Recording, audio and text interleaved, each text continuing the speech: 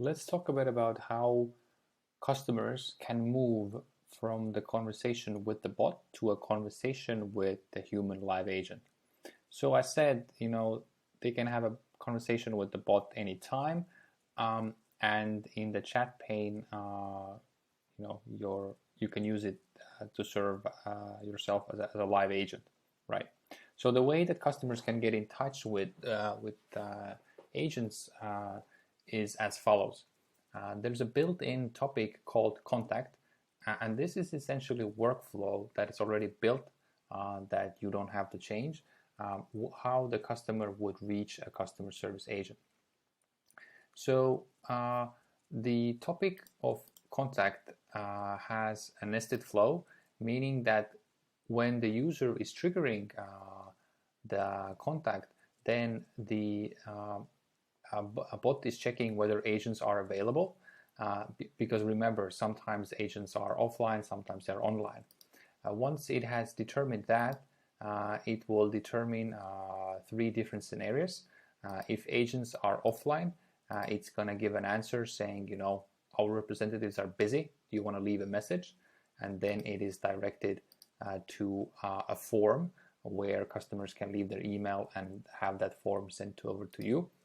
When agents are online, then the bot will ask, do you want to be forwarded to conversation with the customer service agent? And the customer has a choice, if they want to talk to a live agent, whether they want to leave a message, or maybe they want to go back to the menu. And if agents are online but busy, let's say they are already serving 3 or 4 customers, then the customer has a choice of waiting in queue, leaving a message, or going back to the menu. So all these things are built in because there are different scenarios of whether agents are online, offline, busy, or available. And the way you can do that is that this contact is something that's like a regular topic that can be trained for. So you can go here and you can see, here's an example of phrases that we have trained the contact with: contact test, human, chat to human, live agent support. So if I'm going to the bot and let's say I'm asking chat to human, then the bot will trigger the message saying, hey, everybody's currently offline, do you want to leave a message? And if I click on leave a message, I can enter my email and the message, and it will be sent to your email, right? Because currently what's happening is that nobody is listening in on the chat. Once I, however, go to chat and I say I am accepting chats, and now I go back to the flow editor, and let's say I ask the same thing again. So I'm saying again, chat to human.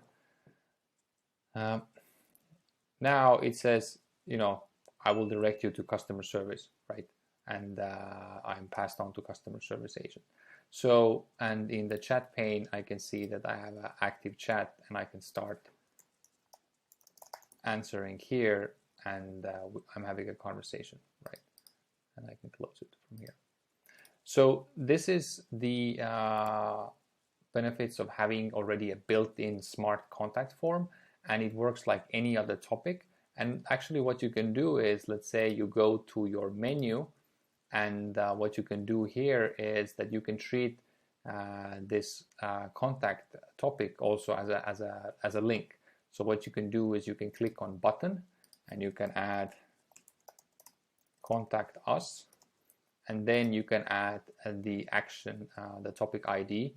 So it's the first the folder name, and then the topic name, and save. And then what you will have is you will have a menu where